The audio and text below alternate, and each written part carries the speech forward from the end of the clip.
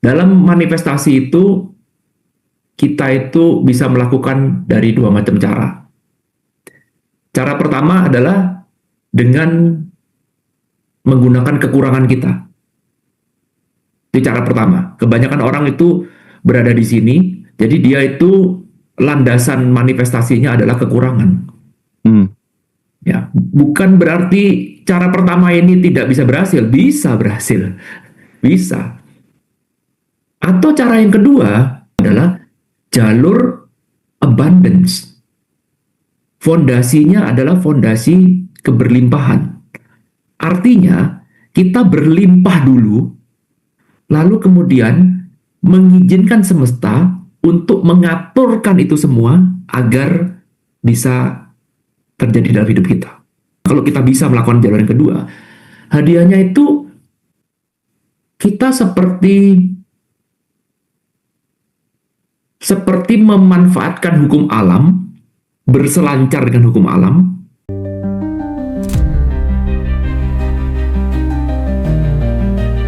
Enlightenment seorang Nabi Muhammad ini kaitannya ternyata sama kemanusiaan gitu.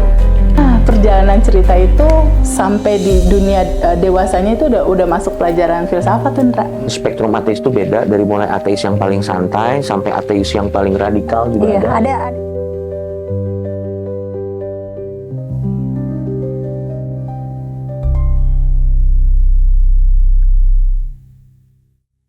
Dan bersyukurnya mereka sangat puas ya.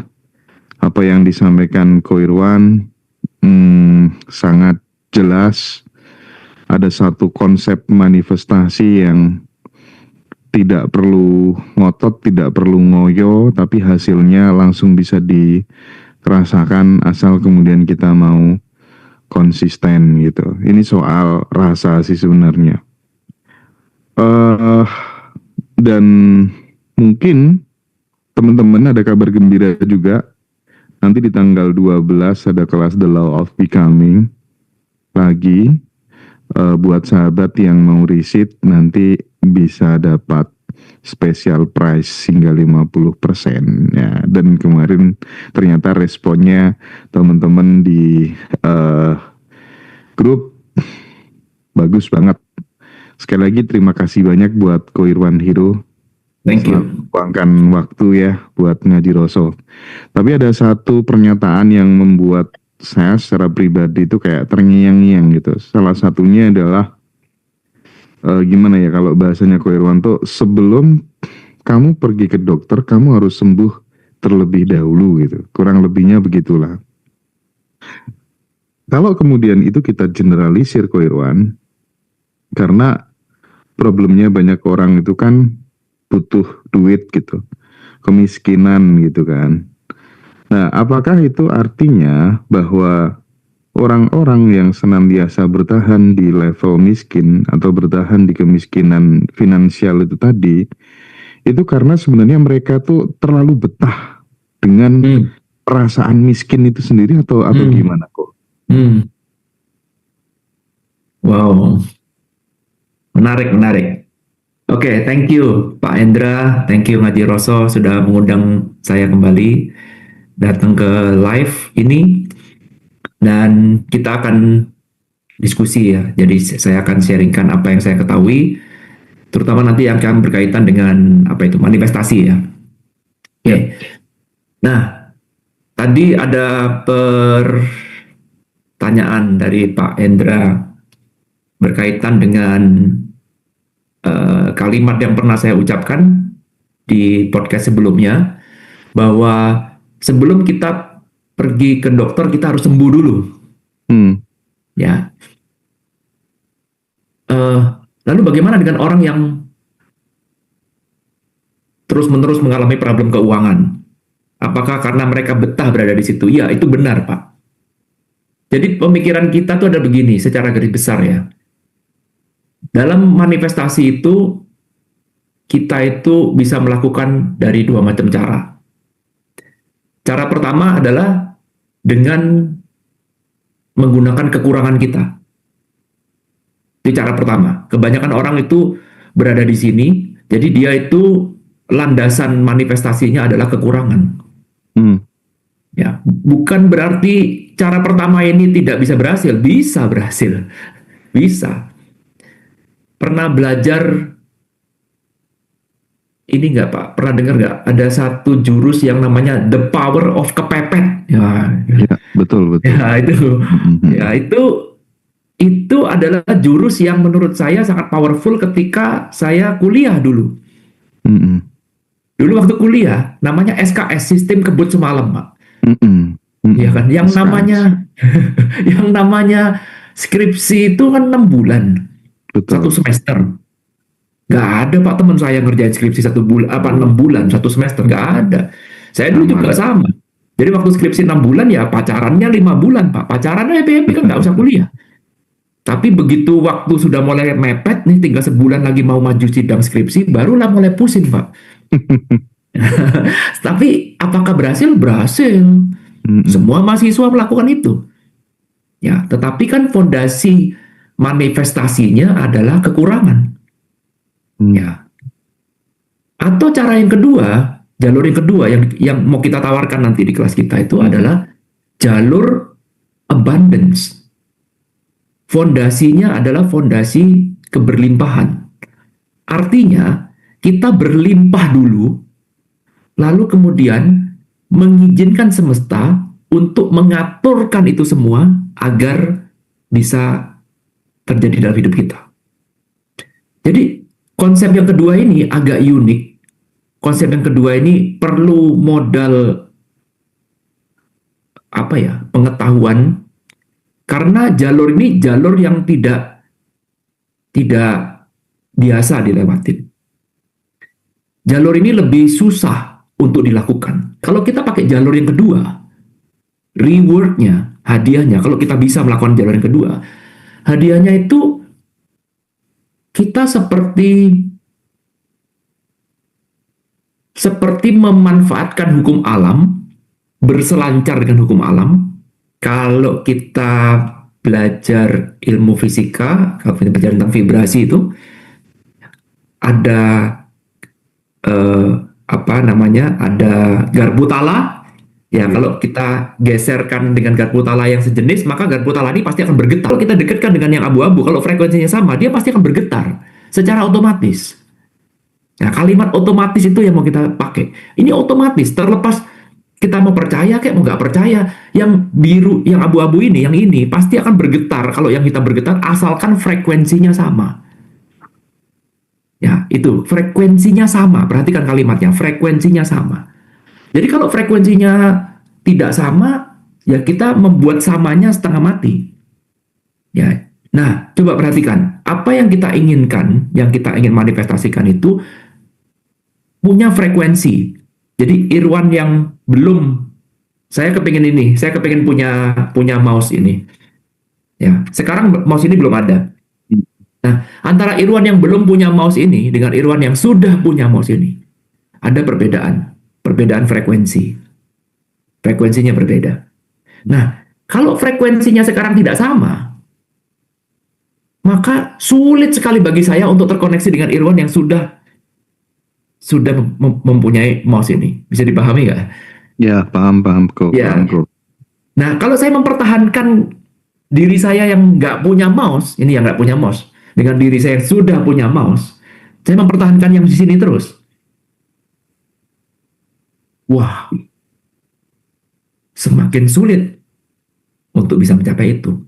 Ya, karena itulah rute yang nomor 2 itu menawarkan cara kita itu untuk terkoneksi dengan yang sudah mencapai.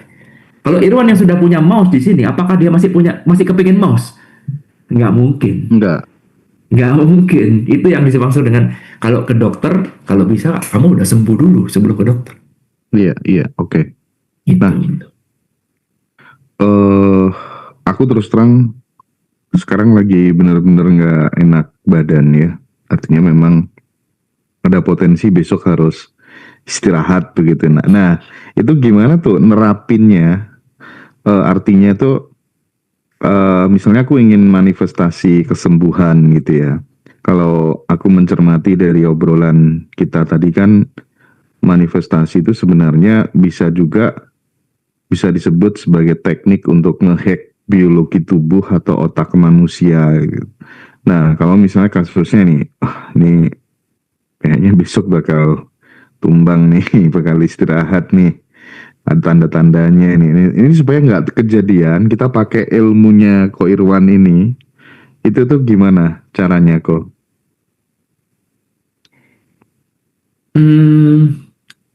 Berarti sekarang kalau kita lihat, ada Pak Hendra yang sekarang sedang mau sakit, Nah, oke. ada Pak Hendra yang sudah sembuh, atau Pak Hendra yang sehat. Ada dua kan? Ada Yes. dua who nih.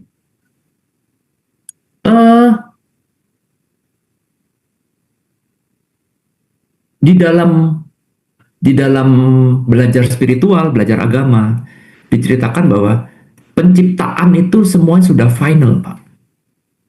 Pak Hendra setuju nggak? Setuju. Ya, berarti penciptaan ini sudah selesai. Nggak ada lagi yang diciptakan, Pak. Sudah selesai, sudah finish. Artinya, kalau sekarang Pak Hendra setuju bahwa penciptaan sudah selesai, berarti Hendra yang sudah sembuh ini sudah ada apa belum? Udah dong, Sudah ada. karena penciptaan itu udah sempurna, Selesai. Ya. udah selesai. Ini modal paling penting, Pak. Karena kebanyakan orang melakukan manifestasi, mereka itu tidak punya kesadaran ke arah sini. Seolah-olah dirinya yang sudah mencapai itu belum ada, belum tercipta. Itu modal utama. Kalau itu sudah diyakinin bahwa penciptaan sudah finish, sudah selesai, berarti tidak ada keraguan bahwa ada Hendra yang sudah sembuh. Itu dulu. Itu sudah eksis, sudah ada. Ya. Lalu kemudian kalau itu sudah kita lakukan, maka sekarang kita itu mau terkoneksi dengan Pak Hendra, harus terkoneksi dengan Hendra yang sudah sembuh. Nah, supaya Hendra bisa terkoneksi dengan Hendra yang sudah sembuh, maka Hendra yang sekarang harus keluar dari matriksnya dia yang mengatakan bahwa dia itu sakit. Itu juga. Ya. Oke. Selama Hendra sekarang masih terus berada di dalam matriks, melekat terlalu berlebihan pada matriks itu, sulit untuk terkoneksi, sulit. Terlalu berlebihan melekat di dalam matriks. Yes. Yang merasa bahwa akan sakit itu tadi Ya. gitu ya. Yes, betul. Oke. Nah, jadi sekarang pemikirannya adalah saya harus keluar dari matriks ini. Sementara, bukan selamanya, sementara. Jadi saya harus meniatkan waktu untuk keluar, harus meniatkan. Karena kalau tidak diniatkan nggak bisa otomatis keluar, nggak bisa. Ya. Kalau kita main sistemnya otomatis, pasti kita akan keseret matriks. Otomatis pasti akan ke matriks. Nah, supaya keluar matriks nggak bisa otomatis, harus diniatkan. Sekarang jam 9.44, oke, saya prepare dulu. Nanti jam 10, saya akan siapkan waktu, saya akan niatkan, saya akan komunikasikan ke seluruh tubuh dan pikiran saya bahwa jam 10 malam nanti, 15 menit lagi dari sekarang, jam 10 saya akan meniatkan diri untuk terkoneksi dengan Hendra yang sudah sembuh. Seutuhnya. Terkoneksi seutuhnya. Saya meniatkan diri untuk keluar dari matriks ini. Sementara. Dari jam 10 sampai jam 10.15 disampaikan, oke, saya mau melakukan meditasi, whatever, mau berdoa, mau semedi, whatever, segala macam. Dinyatakan bahwa ini jam 10 sampai jam 10.15 saya akan keluar. Dalam proses selama 15 menit itu bisa dianggap sama atau berbeda dengan proses pura-pura gitu. Contoh, ketika seseorang akan tidur, dia kan harus berpura-pura tidur dulu gitu, harus pejamkan mata, terus kemudian tubuhnya rileks. Itu beda ya? Enggak, Pak. Kita tidur tidak berpura-pura tidur, Pak. Tapi kita tidur itu untuk mempersiapkan diri kita untuk tidur, bukan berpura-pura tidur. Oke. Jadi tidur itu tidak berpura-pura, enggak. Mempersiapkan diri untuk tidur. Yes. Oke. Jadi Itu artinya sama dengan tadi yang mengakses 15 menit itu ya? Ya, jadi gini konsepnya, bukan fake it to make it ya, bukan. Kalau fake it to make it, kita masih berada di dalam matriks, Pak. Oke. kita masih pura-pura, itu berarti masih dalam matrix. Itu fake it to make it. Kita nggak keluar dari matrix. Tapi kalau kita keluar dari matrix, itu berarti saya menjadi satu. Karena gini, Hendra yang sakit dengan Hendra yang sudah sembuh itu sebenarnya satu, Pak. Bukan orang lain. Jadi itu ada dirinya Hendra sendiri. Jadi itu adalah saya yang seutuhnya. Jadi sekarang, jadi gini, Hendra mau meniatkan diri jam 10 nanti, benar-benar ingin menyatu dengan Hendra yang sudah sembuh. Nomor 1, Hendra yang sudah sembuh sudah pasti ada. Nomor 2, Hendra yang sudah sembuh adalah bagian dari dalam dirinya Hendra sendiri. Nggak mungkin bilang, Pak, saya nggak kenal dengan Hendra yang itu. Nggak mungkin. Karena itu bagian dari dalam dirimu sendiri. Bagiannya tidak terpisahkan. Jadi ketika kita sudah meniatkan diri keluar dari dunia matriks, materi sekarang, artinya kita keluar dari dunia materi, kita tidak bersifat sebagai materi, kita bersifat sebagai energi, di mana semua itu adalah satu. Di dalam energi itu semua satu, nggak ada keterpisahan. Iya kok. Dan kita menjadi masternya, bukan menjadi victim. Jangan bilang, bisa nggak ya saya ya? Enggak. Karena itu dari awal, jam 10 sudah kita yang mengikrarkan, Pak Hendra yang ngomong. Pak Hendra sebagai seorang leader. Leader dari pikiran, leader dari tubuh, leader dari soul. Sebagai leader diucapkan, tubuhku, pikiranku, jiwaku, jam 10 nanti, saya mengikrarkan diri, meniatkan diri untuk terkoneksi ini dengan diri saya sudah sembuh. Selama 15 menit. Jadi Bosnya sebagai gitu master, ya, sebagai bos. Yes, bukan sebagai victim. Kalau sebagai victim bilang, bisa nggak ya? Kira-kira nanti ketemu nggak? Nah, itu berarti ada ketidakpastian, uncertainty. Seorang leader ada kepastian, tidak pernah bertanya. Saya tahu konsepnya, saya tahu ilmunya, karena itu saya mau ketemu. Saya meniatkan diri untuk ketemu dengan Hendra yang sudah sembuh. Nah, jadi ketika 15 menit, Hendra berada dalam waktu yang ritual yang sangat sakral itu, dia itu menyatu seutuhnya dengan Hendra yang sudah sembuh. Menyatu seutuhnya. Dan ketika Hendra menyatu seutuhnya, tubuh merespon. Karena pikiran dan tubuh ini tidak mengerti mana itu realitas, mana itu bukan realitas. Dia akan menyatu seutuhnya. Oh gini tuh rasanya sembuh. Oh gini kah rasanya. Dirasakan seutuhnya seolah-olah Hendra yang sekarang, itu kalau konsep orang kesurupan, Pak. Nyurupin orang yang masukin Hendra yang sembuh. Coba dirasakan. Oh, gini tuh rasanya sembuh. Dimainkan semuanya, Pak. Bukan fake it to make it. Karena ini bukan berpura-pura. Ini ada bagian dari dalam diri saya yang tidak terpisahkan. Sedikit kok. Ini bukan bukan berpura-pura. Tapi kalau misalnya dengan bahasa yang sangat sederhana, bahasa orang kampung gitu misalnya, ketika orang udah bener-bener sampai di hakul yakin gitu, ada kesamaan nggak dengan teknik ini? Kira-kira ada kesamaan nggak gitu? Yes, certainty, Pak, itu namanya. Hakul yakin itu berarti certainty, kepastian. Ada satu keyakinan yang nggak perlu dijelaskan pakai logika. Memang logika hanya mampu menjelaskan di bidang dunia matriks. Dunia matriks kita perlu logika karena dunia materi. Sedangkan dunia non materi kita memang menaruh logikanya. Nggak ada yang perlu saya jelaskan. Nanti yang diukur adalah before after. Sebelum Pak Hendra melakukan ini rasanya sakit. Tapi setelah Pak Hendra melakukan ini, wow, ada rasa fulfillment. Ada rasa kelegaan bahwa wow, akhirnya sakit saya sembuh. Seperti dapat energi baru. Dan ketika 15 menit Pak Hendra berada di dalam zona itu, tubuhnya merespon, Pak. Dia tidak lagi memproduksi hormon-hormon yang tidak sesuai dengan vibrasinya. Karena sekarang Pak Hendra memainkan sebuah vibrasi, saya sembuh. Dan tubuhnya bilang, bos bilang kita mainkan sembuh. Dan sembuh ini bukan begini komposisinya. Maka sembuh, kita mainkan komposisinya sembuh. Sesuai alur yang diminta sama sang sutradaranya gitu ya, kok ya. Betul. Maka tubuh akan membentuk antibodi, ya, akan membentuk pertahanan baru sehingga penyakit-penyakit yang tadinya nggak masuk akal tiba-tiba bisa sembuh. Iya. Setelah tahu polanya, oke, kalau tubuh kayak gini, aku coba minumin air teh, ya pakai gula lah. Biasanya nggak pernah pakai gula misalnya. Dan tiba-tiba aja, wah kondisi mulai lebih baik gitu. Kira-kira kayak gitu juga ya. Tapi gini kok, kan pelajaran terpentingnya kan kita harus mengakses rasa terlebih dahulu gitu kan. Berarti sebenarnya tanpa sebuah rasa bahagia, seseorang itu juga agak susah gitu ya menuju kemakmuran gitu. Mungkin yang mukanya tiap hari itu jutek, marah gitu ya. Setiap hari itu sebenarnya tanpa mereka sadari, mereka tuh sebenarnya sedang mengutuk dirinya sendiri kan? Iya nggak? Iya nggak kok? Betul, setuju. Pernah belajar power and force, Pak?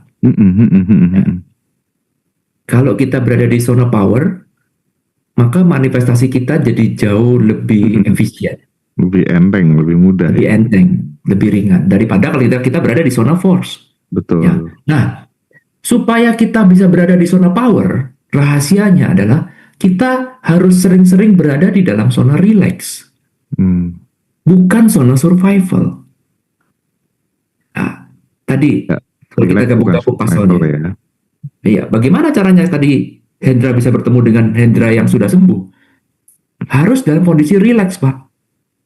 Ketika kamu berada dalam kondisi relax, maka kita lebih sedikit materi, less matter, more energy.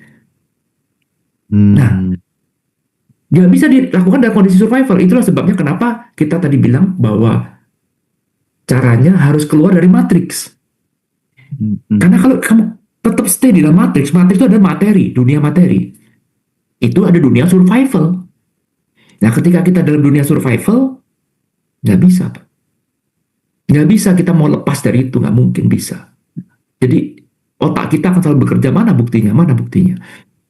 Ya, tapi kalau kita dalam kondisi relax, kita tahu caranya relax, ya, dan kita sering latihan relax seperti itu, maka otomatis manifestasi kita jadi jauh lebih mudah karena zona power itu diaksesnya lewat zona relax. Dalam kondisi survival, kita tuh cuma mikirin diri kita sendiri, Pak. Karena kita jadi semakin meter. Ya, maka itulah kita cemburu terus, kita mungkin marah-marah terus, ngomel-ngomel terus, karena yang dipikirin kan cuma diri sendiri. Survival, saya cuma satu tujuan, saya mau bertahan hidup. Cuma gak ada pikiran lain udah. Kalau kita terjebak dalam kondisi survival, terus seperti itu terus, gak akan mungkin kita bisa menciptakan sesuatu. Karena energi kita habis di situ, Pak. Kita untuk survival terus. Ya, jadi kalau tanya love, contoh sekarang love. Bagaimana kamu bisa mencintai orang dengan tulus ya? Ya, harus sering berada di dalam zona relax. Kalau dalam kondisi survival, gak bakal ada namanya true love, itu gak bakal, Pak. Gak mungkin. Jadi kalau dalam kondisi survival ya maka love saya penuh politik. Love saya ya penuh kepentingan. Tidak bisa tulus.